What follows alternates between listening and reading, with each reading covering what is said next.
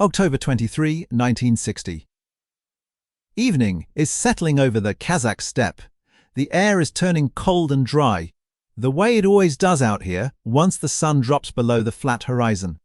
There is a launch pad at a secret military range the maps do not name. Later, the world will learn to call this place Baikonur. On the pad stands a slender white missile, 30 meters tall, held upright by a steel service tower. Floodlights throw long shadows across the concrete. Men in coats and caps move around the base of the rocket with clipboards and tools. A senior officer sits on an ordinary chair near the launch table, watching the work, calm and unhurried. It looks like the most routine thing in the world. A machine being prepared, a schedule being kept, a country doing its careful, methodical business in the dark. It is not routine. Almost everyone you can see in that pool of light has less than 1 day left to live. The officer in the chair is Chief Marshal of Artillery Mitrofan Ivanovich Nedolin. He is one of the most powerful military men in the Soviet Union, a decorated hero of the Second World War, and the first commander of a brand new branch of the armed forces built entirely around nuclear missiles. He is not supposed to be sitting this close to a fully fueled rocket. Almost no one standing here is supposed to be here at all. The vehicle beside them is loaded with more than 100 tons of some of the most dangerous chemicals ever put inside a flying machine, and a small, almost invisible flaw is already buried deep inside its electrical nerves, waiting.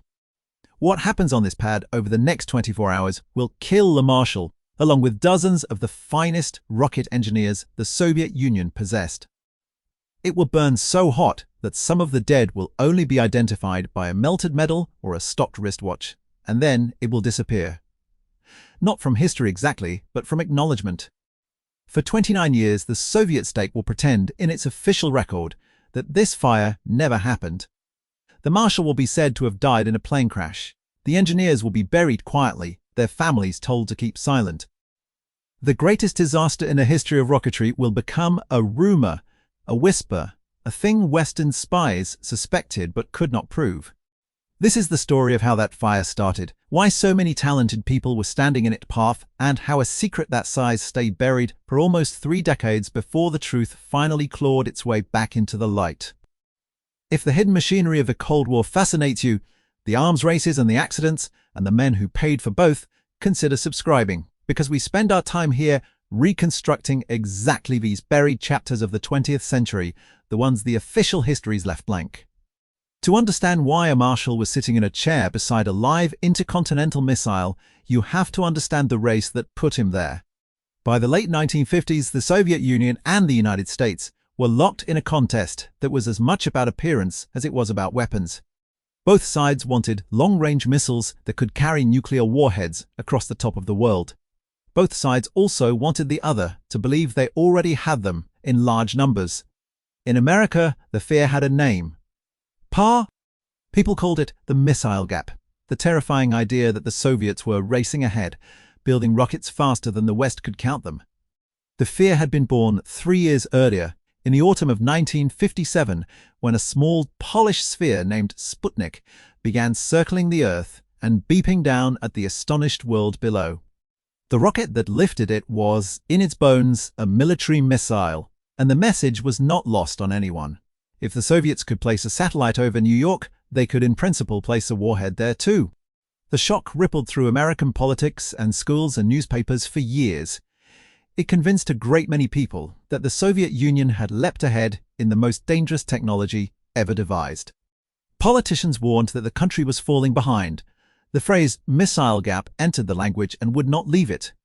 The truth was far less frightening and far more fragile. The Soviet leader, Nikita Khrushchev, loved to boast. He said his country was turning out missiles like sausages on a production line. It was theater. In reality, the Soviet Union had almost no usable intercontinental weapons at all. The rocket that had launched the first satellite and would soon launch the first man into space. The famous design by Sergei Korolev was a magnificent machine for exploration and a poor one for war. It ran on liquid oxygen, a propellant so cold it had to be poured in at the last possible moment and could not be stored. Preparing one for launch took most of a day. It could not sit ready and waiting. It needed an enormous fixed complex. As a weapon you could aim at another continent on short notice, it was nearly useless. Only a handful were ever fielded as operational missiles, positioned at a single northern site, and even those could not be held ready for long.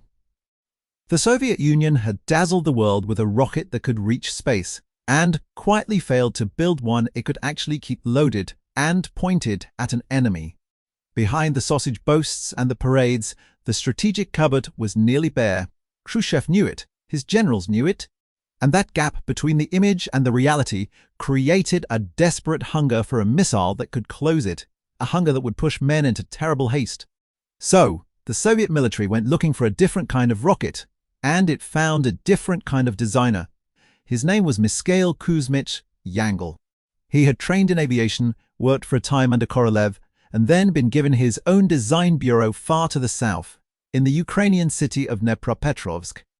Yangel believed the future of the missile force lay in propellants you could store.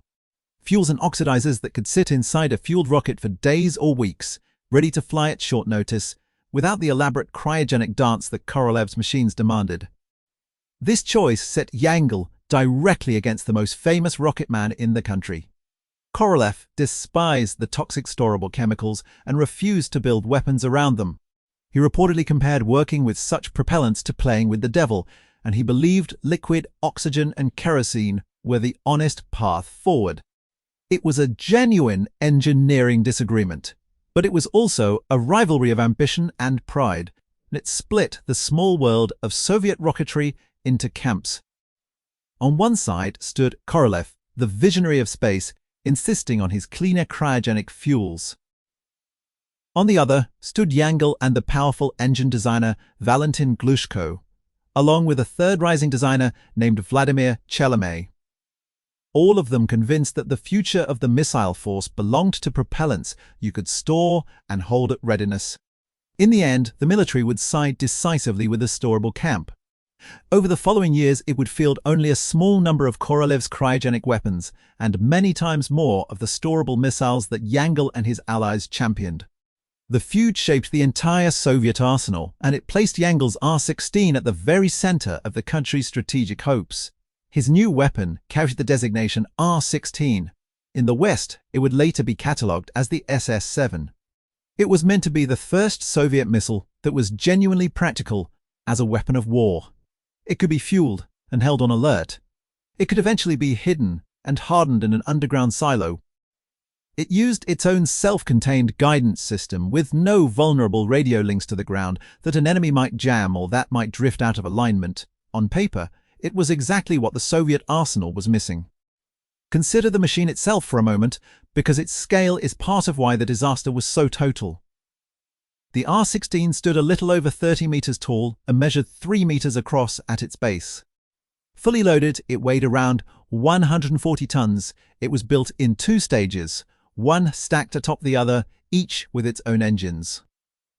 And the main engines were designed by Glushko's bureau, a cluster of chambers for the first stage and a separate assembly for the second, while Yangel's own engineers supplied the smaller steering engines that would nudge the rocket onto its course. The whole vehicle was managed by an autonomous control system developed by a team under the designer Boris Konoplyev, based in the city of Kharkov. When it worked, the R-16 could throw a thermonuclear warhead of several megatons across roughly 11,000 kilometers, or a lighter warhead considerably farther. This was a weapon meant to reach from the heart of the Soviet Union to the cities of another continent.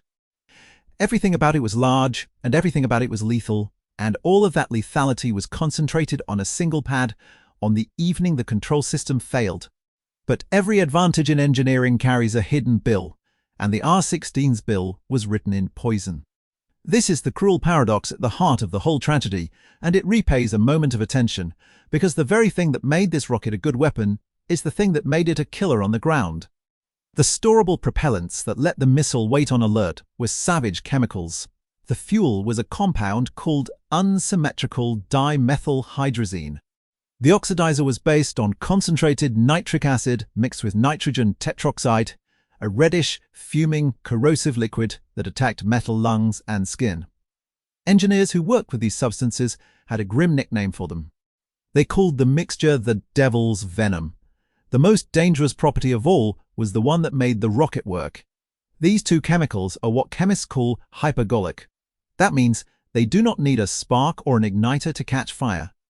The instant the fuel and the oxidizer touch each other, they explode into flame on their own.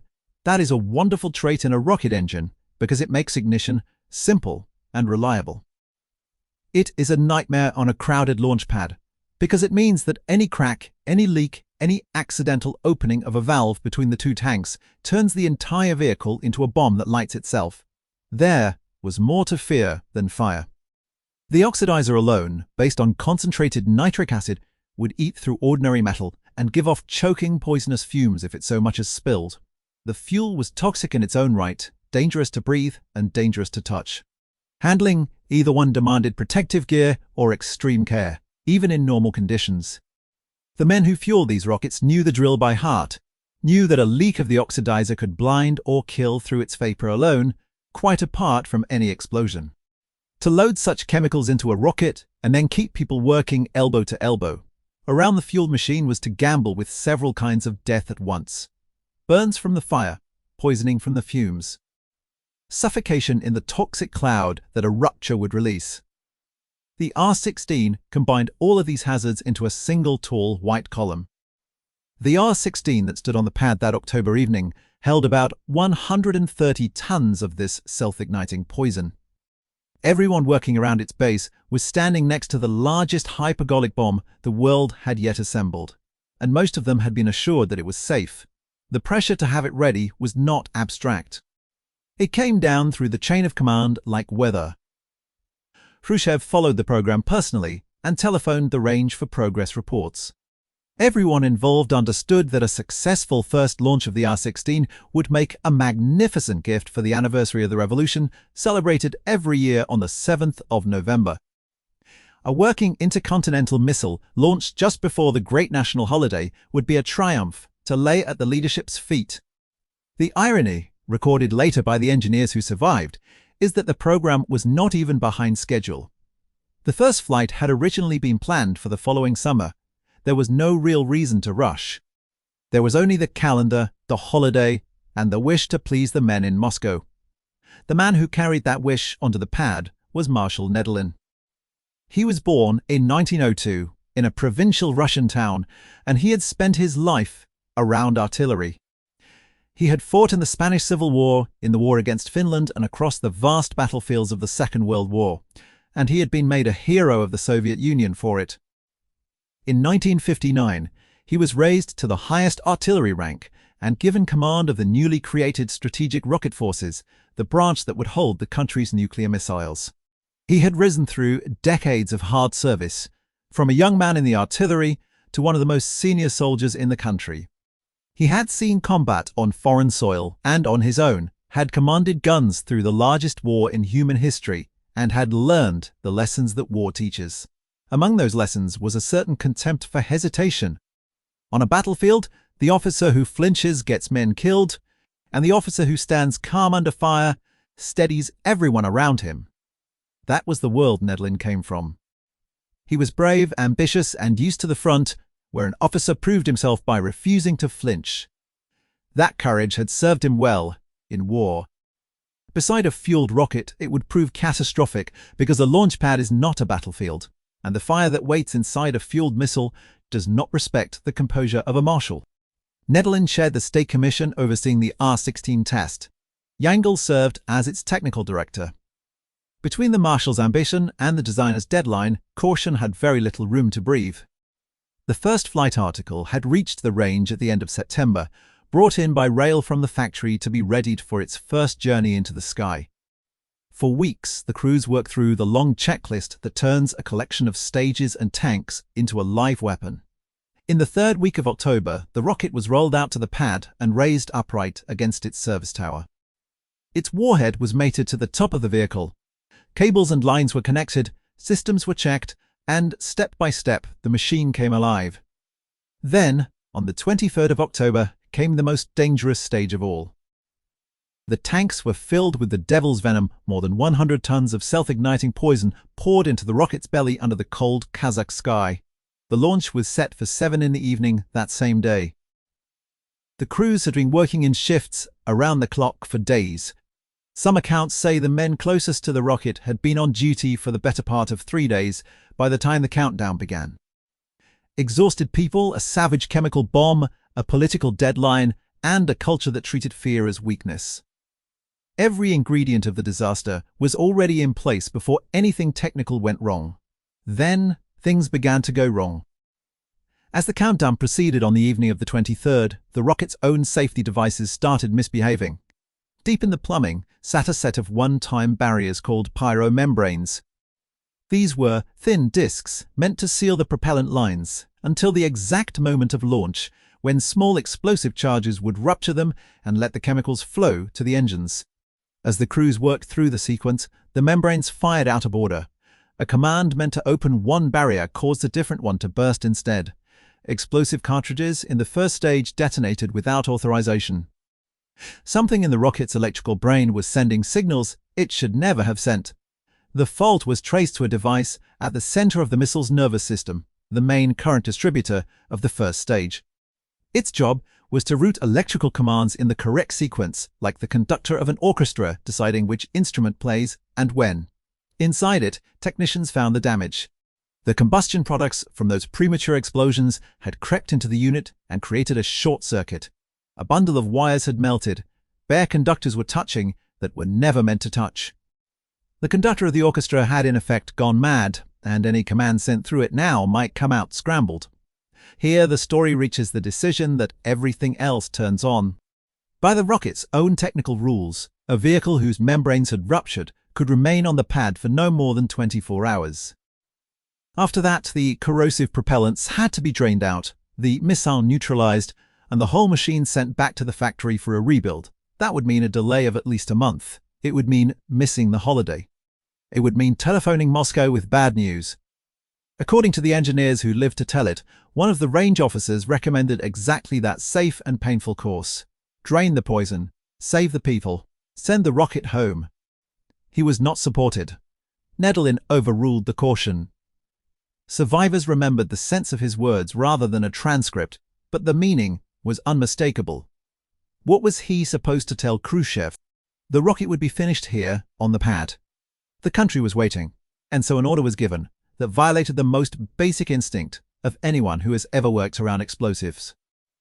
The repairs would be carried out on the rocket while it remained fully fueled.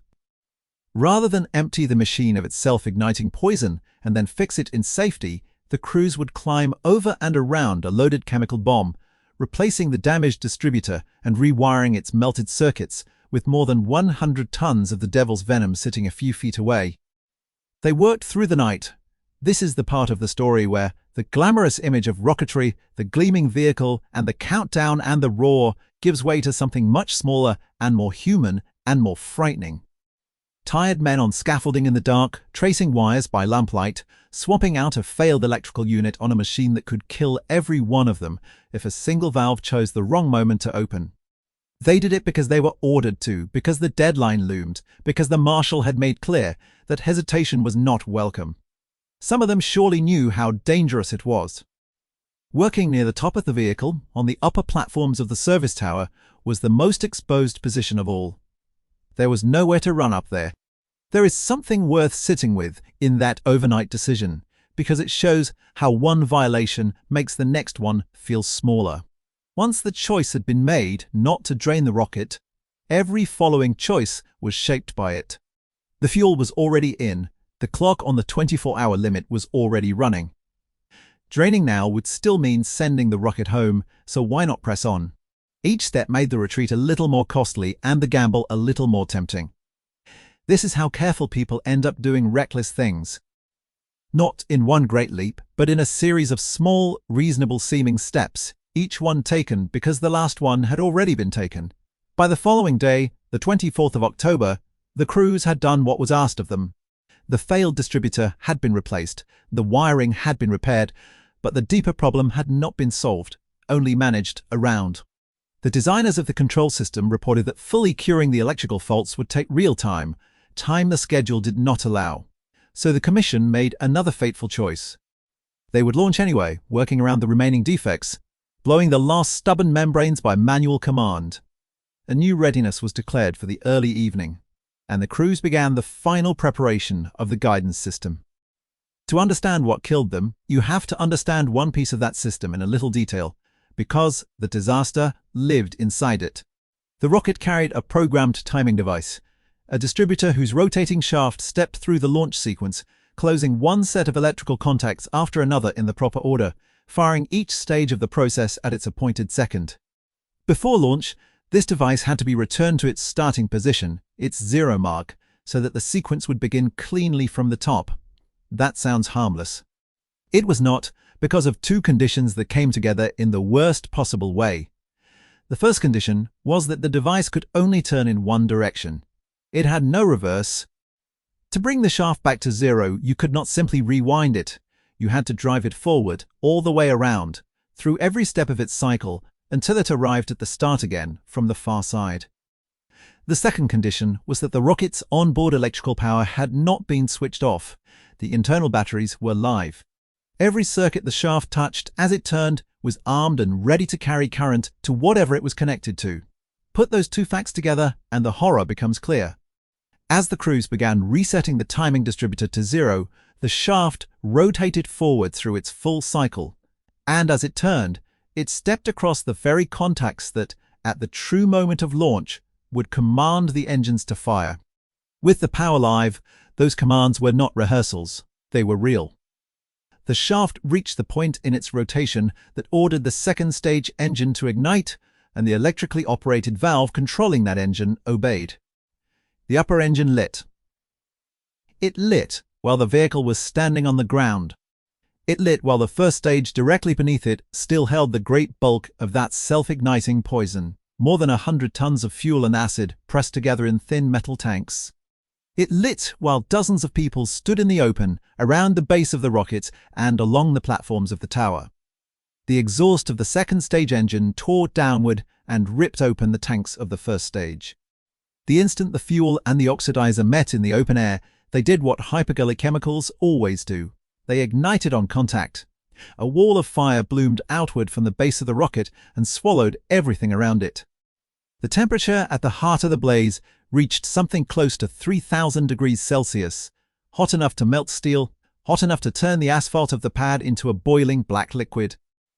The burning avalanche lasted only about 20 seconds. The wreckage would go on burning for close to 2 hours. The cameras made it worse to remember.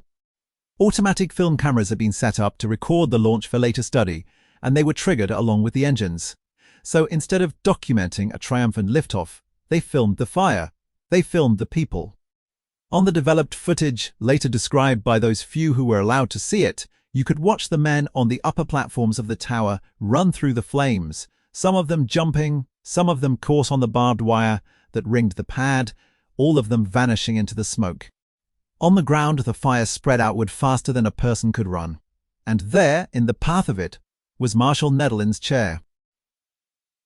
The crowd around the rocket is one of the hardest parts of the story to accept, because so much of the death was avoidable simply by keeping people away. A launch is normally watched from a safe distance, from a bunker or an observation point well back from the pad. Only the handful of people whose hands are actually needed should be close to a fueled vehicle, and even they should be able to withdraw the moment the final sequence begins. On that pad, none of those rules held. The repairs demanded a large working crew near the rocket, perhaps 100 people. And because the Marshal himself had chosen to sit close, and because the deadline had everyone anxious and attentive, still more officers and observers drifted forward to be near the action until the danger zone held far more people than any launch should ever expose. When the fire came, it did not find a thin crew that could scatter, it found a crowd. Netherlands had placed himself roughly 70 meters from the base of the rocket, at the marker on the ground the crews called the 0 point. It was in his mind a gesture of leadership. He would sit where the danger was, to show his men there was nothing to fear. But courage does not make hypergolic fire any cooler. One general had reportedly begged the Marshal to move to safety and, for his trouble, been treated as a coward. That general left for Moscow before the launch, a decision that saved his life. Netherlands stayed in his chair. When the fire came, it came from the direction of the rocket, straight across the open ground where he sat. There is a small, almost unbearable detail in how the Marshal was later identified. His body was gone, consumed. Consumed. What remained? To say that this had been Nedlin was the partly melted gold star medal of a hero of the Soviet Union, the badge he wore on his chest, and a Marshal shoulderboard and a wristwatch. Its hands stopped at the moment the fire reached him. That was all. The most powerful missile officer in the Soviet Union, reduced to a scorched medal and a stopped watch. He was not alone in dying that day, and the men beside him were, in their way, an even greater loss to the program. The chief designer of the rocket's control system, Boris Konoplyov, the very man whose electrical brain had failed, died in the fire. His body could only be identified because he had been the tallest man on the pad. A senior official from the Defense Technology Ministry, Lev Grishin, was burned so badly that he died in hospital a little over a week later. Among the dead were deputy chief designers from Yangel's own bureau, senior engine specialists from the bureau of the engine designer Valentin Glushko, and experienced range officers who had helped launch the first satellite 3 years earlier. In a single fire, the Soviet missile program lost a concentration of talent it had taken years to gather. One man who should have died did not, and the reason is almost too ordinary to believe. Mikhail Yangel, the rocket's designer, had stepped away from the pad only minutes before the engine lit. He had gone to a small, sheltered spot to smoke a cigarette. By some accounts, he did not want to set a bad example by lighting up beside the fueled vehicle, so he walked off to a proper smoking place, and 2 colleagues went with him. One of them, it was said, did not even smoke, but came along hoping for a quiet moment to argue for postponing the launch yet again. Those few steps to a smoking shelter, that small human pause, put a wall between them and the fire. It saved their lives. Yangel would live for another 11 years and carry the memory of that pad for the rest of them. The commander of the range itself, a major general named Konstantin Gerchik, was close to the rocket when it went up. The body of the vehicle shielded him from the very worst of the blast, but he was terribly burned as he ran clear, and he hung between life and death in hospital for a long time before he recovered. Years later, when the story could finally be told, he remembered pleading with Nedlin to step back to safety before the launch. He remembered the Marshal's reply, which captured the whole doomed spirit of the day. Was he not an officer? Nedlin asked. The same as all the rest. He would sit where his men worked. The eyewitness descriptions that survived are hard to read, and they should be, because sanding them smooth would be a lie about what these chemicals do to human beings. Survivors who had been a little farther out described a thick stream of fire bursting from the rocket and washing over everyone near it. They described men trying to flee across the freshly laid asphalt as it melted beneath them, so that people became stuck fast in the hot tar and could not escape the flames. They described the worst fate of all falling on the men trapped high on the tower, wrapped in fire and burning in mid-air like candles. The physicist Andrei Sakharov later recorded a description of the camera footage in his own memoirs. The figures dashing about in the fire and smoke. One man briefly escaping only to be tangled in the barbed wire and consumed. Those who saw the recovered bodies afterward said it was impossible to recognize anyone, that under the moonlight they had the pale color of old ivory. The work of identifying the dead fell to men who had, hours earlier, been their colleagues. Some could be named only by an object that had survived when the person had not: a ring, a belt buckle, a set of keys, a metal identity token. For a great many of the dead, even that was not enough, and they would go into the ground unnamed, their identities lost with them in the fire. The rescuers themselves had to work amid pooled and burning propellant and choking fumes, dragging the injured clear, knowing that more of the poison might still ignite. It was, by every account of those who lived through it, the worst night any of them had ever seen, and most of them would carry it silently for the next 3 decades because they were forbidden to speak of it at all. How many died is a question that to this day has no clean answer, and any honest account has to say so plainly. The secrecy that swallowed the disaster also swallowed the arithmetic. The most carefully documented figure, produced by a Russian archival study in the mid-1990s, put the toll at 78, that is 74 people killed at the site and 4 more who died later of their injuries. That study drew on the actual casualty list compiled by the State Commission at the time. Other participants and historians have given higher numbers. Some put it around 90.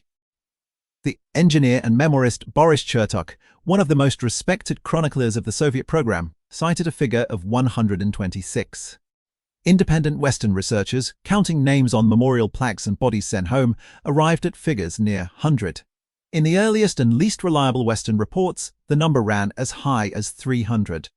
The truth almost certainly lies somewhere in that wide band, and the reason we cannot be more precise is itself part of the crime. A disaster the state refused to admit is a disaster the state never fully counted. Step back from the smoke for a moment, and every piece of the catastrophe falls into place. A weapon designed for one purpose, made lethal on the ground by the very quality that made it valuable in the air.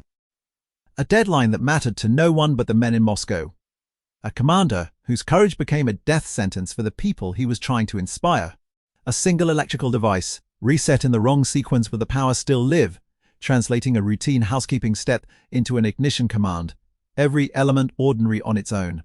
Together, the worst catastrophe rocketry has ever known. And the question that hangs over the smoking pad on the evening of the 24th of October is the one the Soviet state would spend the next 29 years trying to prevent anyone from asking. What do you do with a disaster this size when your entire system is built on the promise that such things do not happen? The answer, decided within hours, was to make it disappear. And here, the story turns from an engineering tragedy into something colder and more deliberate, a study in how a closed system protects itself from its own truth. The instinct to conceal came from the very top. Khrushchev, informed of the catastrophe, ordered secrecy at once. The problem was immediate and practical.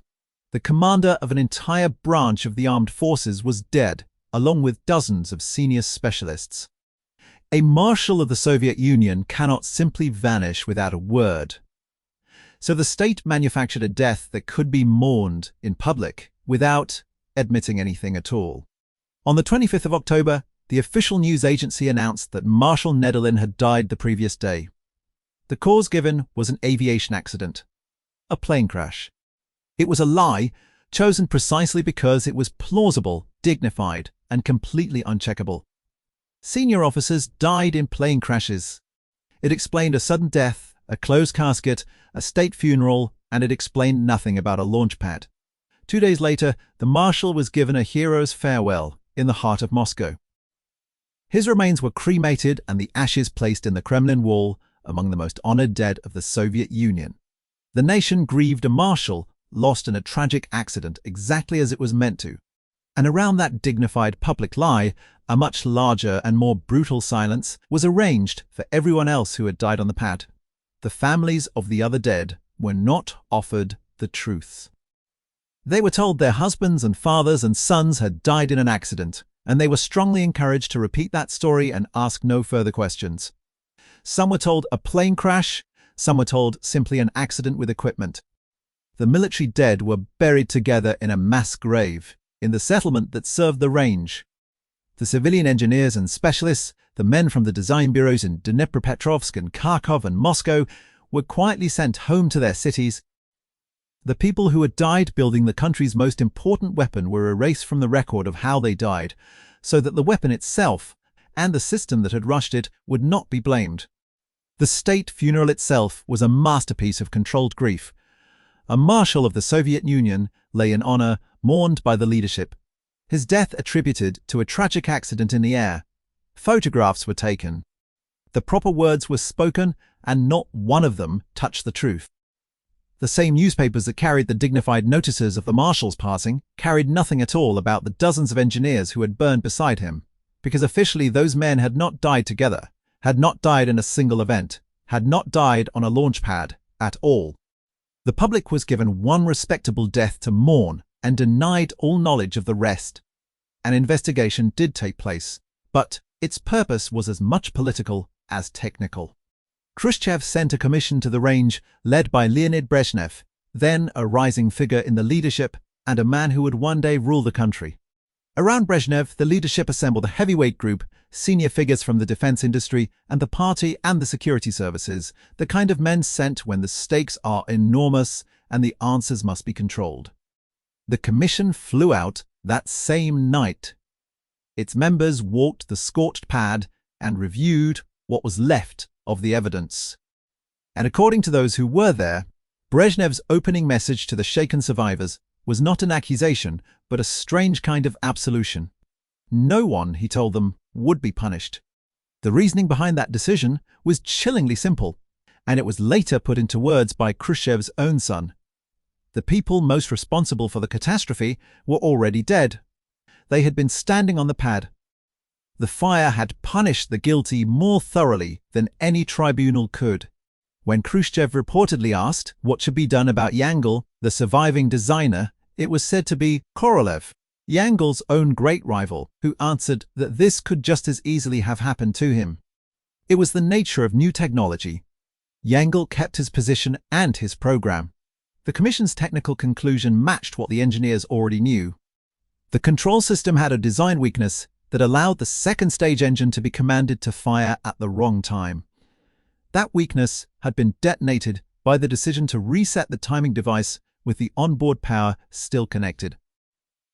And beneath both of those specific failures lay the true cause, the one the official record was least eager to dwell on. People had been ordered to work on a fully fueled rocket, in violation of basic safety, with far too many of them crowded into the danger zone because a deadline and a Marshall's example had made caution feel like cowardice. For a while, the concealment worked almost perfectly inside the Soviet Union. But a disaster of this scale does not happen in a vacuum, and this is where a second thread enters the story, running in parallel to the silence in Moscow. On the other side of the world, the United States had been watching the range from above and from a distance, and it knew that something enormous had gone wrong.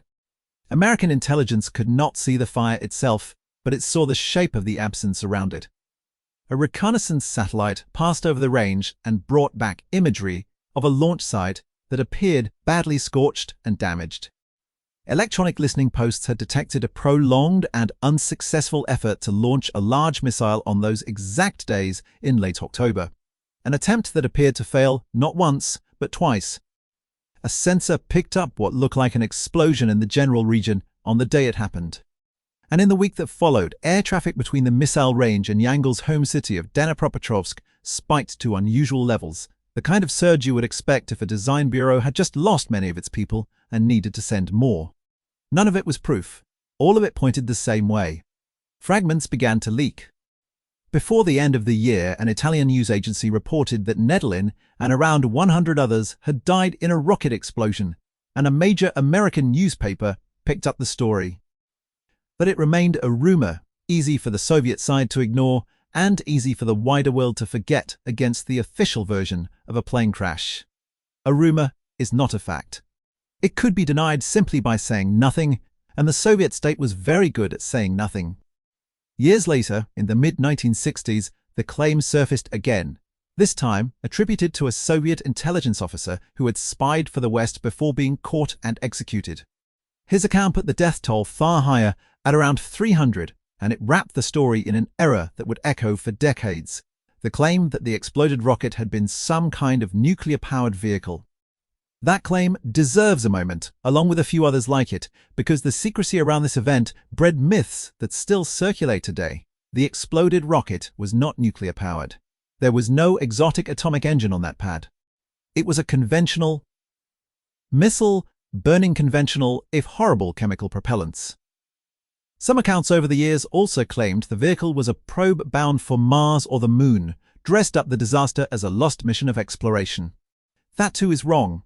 What stood on the pad was a weapon, an intercontinental ballistic missile on its first attempted flight. The confusion is understandable. When a state hides an event this thoroughly, it leaves a vacuum, and vacuums fill with rumor. Every wrong guess about nuclear engines and Mars rockets is really a measure of how completely the truth was buried. That first false claim about nuclear power was rejected at the time by the American intelligence community itself. Prompted by the renewed press interest, analysts produced a classified assessment of the disaster. They found no evidence whatsoever of any experiment with nuclear propulsion. And in a quiet, careful footnote, they reached the correct conclusion about what had actually blown up. The vehicle, they judged, had most likely been the first flight of the new intercontinental missile the West had catalogued as the SS-7. In other words, by the mid-1960s, at least some people in the West had privately worked out very nearly the truth. But that assessment was itself a secret, locked inside classified files that would not be open to the public for the better part of half a century. Inside the Soviet Union, the official story remained a plane crash, and would remain so for many more years. The West suspected, the state denied, and between the two, the dead of the pad waited. What finally broke the silence was not a spy or a satellite, it was time, and a change in the country itself. Through the 1970s and into the 1980s, the disaster stayed buried at home, though fragments of it surfaced abroad. Nikita Khrushchev's own memoirs, smuggled out and published in the West around 1970, alluded to the catastrophe without ever quite naming it. A Soviet scientist who had emigrated set down more of the details in a Western journal a few years later. Inside the Soviet Union, though, the official silence held, and the plane crash story stood unchallenged. Then, in the second half of the 1980s, the Soviet Union began to change from within. A new leadership pursued a policy of openness, a loosening of the old iron control over what could be said and printed and remembered. The idea was to let the country confront its own failures in order to reform. And once that door opened, even a little, subjects that had been forbidden for a lifetime came spilling through. Long-buried disasters, purges, famines, accidents the state had always denied, all of them became cautiously and then rapidly things a citizen could read about. Old wounds that the state had insisted did not exist were suddenly being examined in print. The fire on the pad had been waiting nearly 3 decades for exactly this kind of thaw. In the spring of 1989, a popular Soviet magazine published an account of the catastrophe written by an officer who had served at the range. For the first time, in a publication ordinary Soviet citizens could buy, the fire on the pad was described as what it had been. Not a plane crash. A rocket disaster that had killed the Marshal and many others. The article named the place and described the horror. It was, for years, very nearly the only published account of its kind, and it landed like a stone through a window. The following year, footage that appeared to show the explosion itself was broadcast on Soviet television. The images the automatic cameras had captured, the ones that had been locked away for 3 decades, flickered at last across public screens. The full accounting came only after the Soviet Union itself had ceased to exist. In the mid-1990s, with the old archives finally opening, a Russian military historian was given access to the original documents, including the State Commission's own casualty list, and published the most rigorous reconstruction yet. It was that work that produced the best documented death toll and confirmed, from the paperwork of the time, the sequence of failures and decisions that had led to the fire. Nearly 35 years after the pad burned, the event finally had something close to an official history. The secret that had been meant to last forever had lasted a little less than 3 decades before the change in the country pried it open, and then a little longer before the archives filled in the rest. There is a bitter symmetry in how the disaster came to light. It had been hidden by the closed, controlled nature of the Soviet system. A system that could bury a Marshal under a false story and command dozens of grieving families into silence.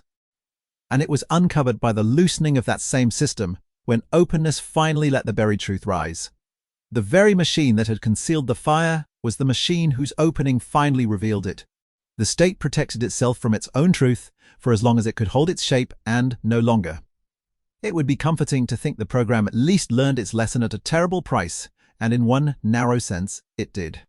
The R-16 was not abandoned. Even after losing so many of its best people, the effort pressed on under intense priority because the strategic need had not changed.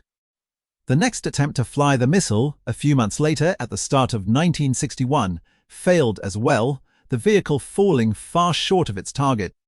But a working flight followed soon after, and the program clawed its way back onto its feet. Within a year, the first units, armed with the R-16, went on combat alert.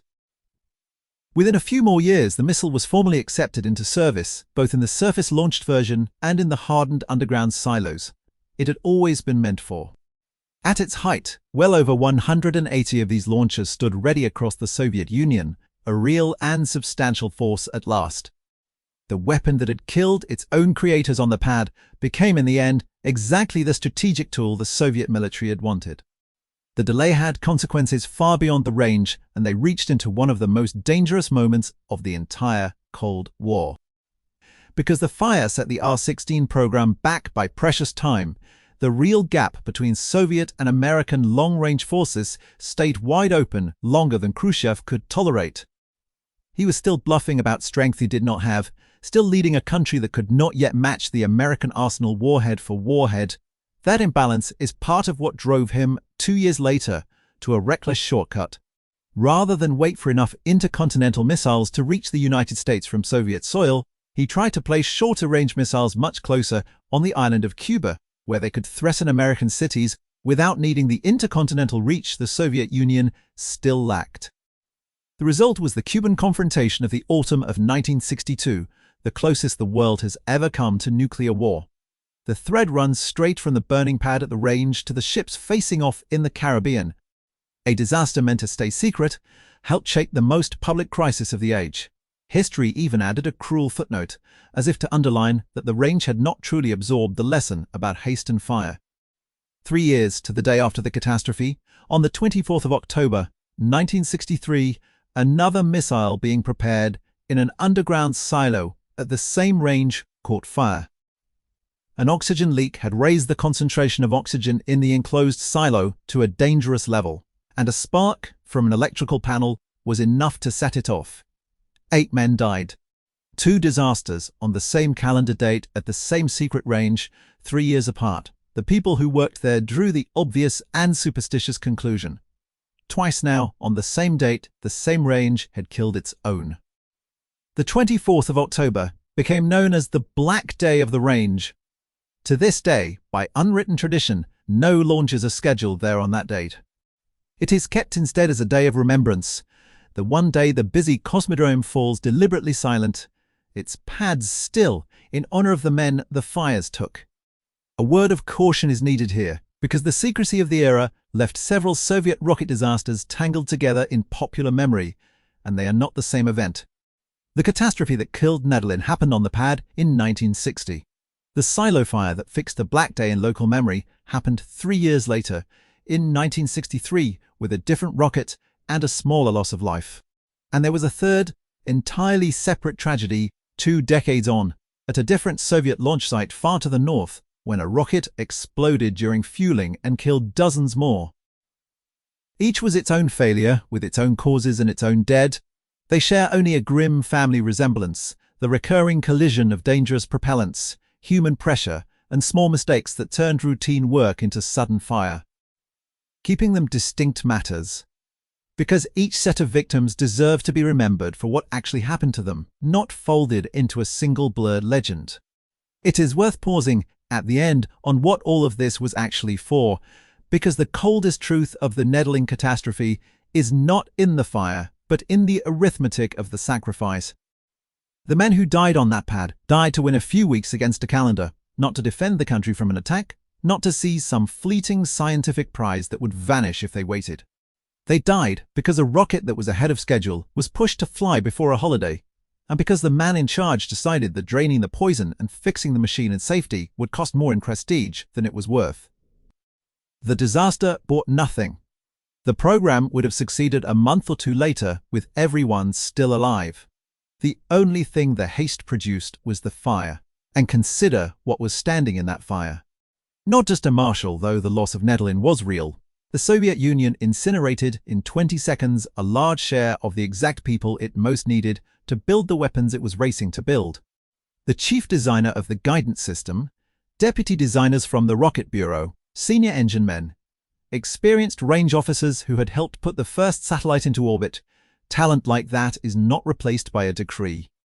It has grown over years. The rush that was supposed to accelerate the program instead set it back, killed its experts, and forced the survivors to rebuild around a hole in their own ranks. The pursuit of speed produced delay. The pursuit of a triumphant image produced a catastrophe so shameful it had to be hidden for a generation. That is the final irony of the whole affair, and it is a quiet one, without any villain grand enough to satisfy the scale of the loss. The Soviet system prized control above almost everything. Control of information, control of schedules, control of the story it told about itself. On the pad, that same instinct for control, the refusal to accept a delay, the demand that fear be hidden, the certainty that the deadline mattered more than the danger, is precisely what destroyed the thing it was meant to protect. And afterward, the same instinct reached for the only tool it trusted, secrecy, and used it to erase the dead rather than learn from them. For 29 years, the official record of the Soviet Union contained a Marshal who died in a plane that never crashed, and dozens of engineers who, according to the state, had simply and separately died. The truth outlived the lie, as it usually does, but only barely. And only because the country that told the lie eventually changed enough to let it back in. In the town beside the range, a memorial now stands over the mass grave, and some of the streets there carry the names of the men who burned, officers who died at the Marshal's side.